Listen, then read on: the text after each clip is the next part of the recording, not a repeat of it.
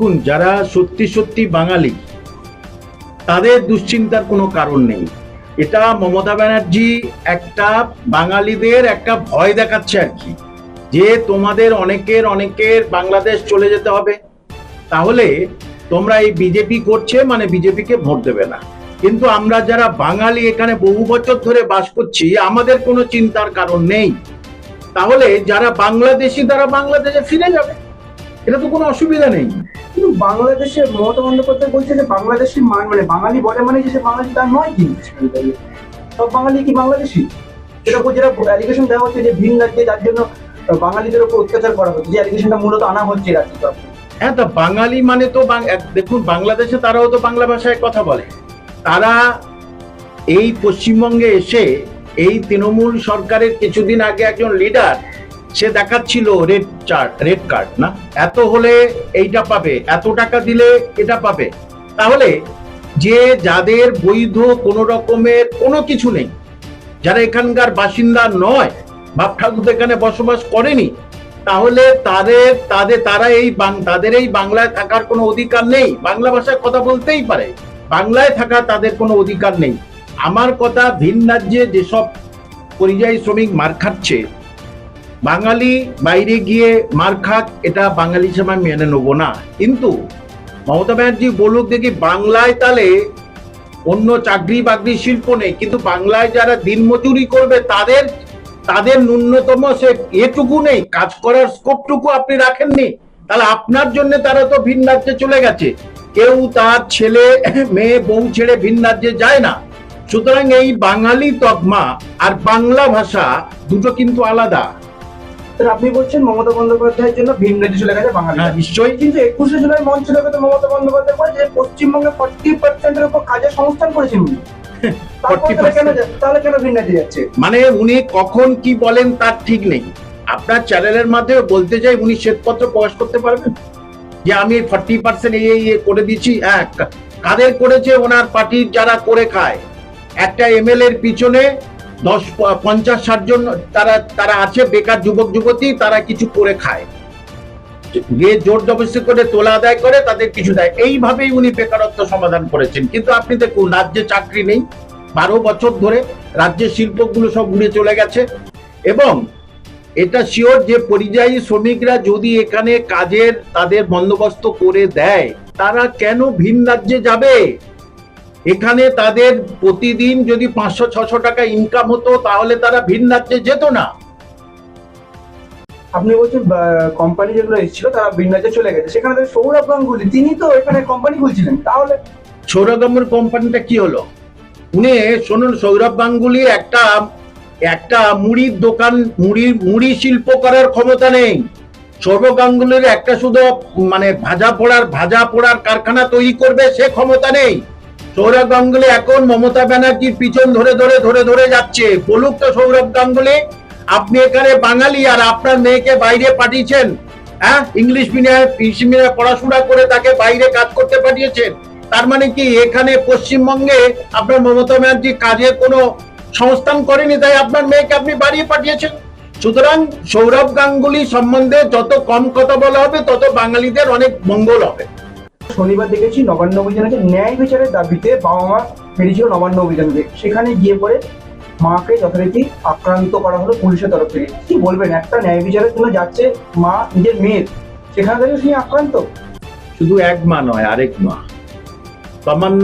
তমান্নার মাও সেখানে গেছিল। তমান্নার মাও বলছে যে তারা বুক ফুলিয়ে ঘুরে বেড়াচ্ছে, তারা ভয় দেখাচ্ছে, মমতা ব্যানার্জির পুলিশ কিছু করছে না। তমান্নার জন্য আমাদের আরজি করের জন্য তো সারা ভারতবাসী এক হয়েছিল, সারা বাংলা পথে নেমেছিল, তার বিচার হলো না, আর এই তমান্নার বিচার হবে? এরকম কত বিচার। শুনুন, আজকের যদি আরজি করে তার উপযুক্ত সাজা হতো, তাহলে কিন্তু ওই কসবা ল কলেজে ওই জিনিসটা ঘটতো না।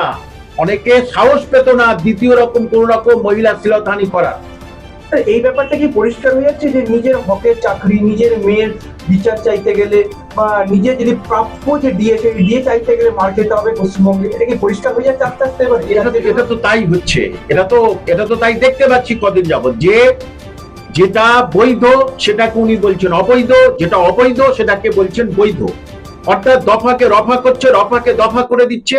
যে যেটা গণতান্ত্রিক উনি সেটা বলছেন অগণতান্ত্রিক। সুতরাং প্রত্যেকটা ক্ষেত্রে শিক্ষা দীক্ষা চাকরি, আজকে আপনি দেখুন কিছুদিন আগে দেখাচ্ছিল যে একটা জায়গায় সেখানে একটা স্কুলে, শিশু কেন্দ্রিক স্কুলে, সেখানে শুধু সাদা ভাত দিচ্ছে। তাহলে আপনি এই যে টাকাগুলো নয় ছয় করছে, ফের আবার একটা মন্দির তৈরি করছেন, তাহলে সেই টাকাগুলো তো ওই পরিযায়ী শ্রমিকদের এনে এখানে ছোট দোকান করে দিলাম, ছোটখাটো একটা দোকান তাদের ব্যবসা করে দিলাম। তাহলে মুড়ি তুমি চপ শিল্প এখানে করো, তার একটা দোকান করে দিলাম। তাহলে তো এই মন্দির করার দরকার ছিল না। আগে তো মানুষ, তারপরে তো ধর্ম, মানুষের জন্য তো ধর্ম। তৃণমূল নেতা বা বিধায়ক জাভেদ খানকে বলতে শোনা যাচ্ছে যে অভয়ের মা অভয়া সেন্টিমেন্টটাকে সামনে রেখে রাজনীতি করছেন বা রাজনীতিতে ভোটে দাঁড়াতে যাচ্ছেন। কি বলবেন একজন মা? জাভেদ খানকে বলছি যে আপনার মেয়ে চলে গেলে আপনার কিরকম হতো, আপনি আপনার নেত্রীকে জিজ্ঞেস করুন এখনো পর্যন্ত ন্যায় বিচার কেন পেল না। এবং সারা ভারতবর্ষের মানুষ জানে ওই সিভিক ও একা ওকে কিছু করতে পারে না। সেখানে যারা মূল আসামি তারা কিন্তু ঘুরে বেড়াচ্ছে, কারণ তাদেরকে মমতা ব্যানার্জি পুরোপুরি সেফগার্ড দিচ্ছে, এটা একেবারে পরিষ্কার। আবারও কি তাহলে প্রশাসনের উপর একটা দাগ লেগে গেল বা দাগ উঠছে বা প্রশ্ন উঠছে প্রশাসনের তরফ থেকে? প্রশাসনের দাগ তো বহু আগে থেকেই লেগে আসছে, আবার নতুন করে লাগার কি আছে? নতুন করে লাগার কিছু নেই। এখন উনি সবকিছু দেখুন, একটি বড় প্রশ্ন করছি যে সুপ্রিম কোর্টে এই যে চাকরি চুরি নিয়ে একবার কি ওনার বলতে শোনা গেছে ওনার অ্যাডভোকেটকে যে না আমরা দুর্নীতি করিনি? একবার কি বলেছেন? এই বলার সাহসটুকু নেই যে আমরা দুর্নীতি করিনি। এবং তমান্না এবং আরজি করের ওই যে ওর জন্য একবার কি উনি বলেছেন যে না আমরা তোমরা সঠিক বিচার পাবে? তাও কিন্তু বলতে পারছে না, কারণ সঠিক বিচার দিতে পারবে না। দিলে ওনার গদি নিয়ে টলমল শুরু হবে, এটা একেবারে পরিষ্কার। নবান্ন অভিযানের পর থেকে বিভিন্ন ভাবে রাজনৈতিক রং লাগানো হচ্ছে নবান্ন অভিযান থেকে। শাসক দলের তরফ থেকে বারবার বলা হচ্ছে সিবিআই হাতে কেস ছিল, সেখানে নবান্ন অভিযান বা কালীঘাট অভিযান কেন? কি বলবেন সেই বিষয়টাকে? দেখুন, যদি মমতা ব্যানার্জি তথা তৃণমূল কংগ্রেসের সদিচ্ছা থাকতো তাহলে ওরা নবান্ন অভিযান করতো। এই নবান্ন অভিযান বলছি, সিবিআই এর দপ্তর, ওরা কিন্তু অভিযান করতো। চলো আমি তোমার সঙ্গে আছি, চলো দেখে যাই। যখন এই যে চাকরি চুরি নিয়ে অভিষেক ব্যানার্জি সহ আরো অনেকের পিছনে যখন লেগে পড়লো, তখন কিন্তু এরা নবান্নের সামনে গিয়ে কি বলে ওই সিবিআই এর মেন দপ্তরের সামনে গিয়ে তারা কিন্তু ধর্ণা দিয়েছিল। তাহলে আপনি পরিষ্কার হন না, আপনার কিরকম সৎসাহস, আপনি সদিচ্ছা দেখাচ্ছেন যে সিবিআই এখানে সঠিকভাবে কাজ করছে না, তাহলে আপনি আপনার দলবল নিয়ে যান না ওখানে। তাহলে তখন তো বুঝবো হ্যাঁ আপনি সত্যি আপনার কণ্ঠ ঠিক আছে।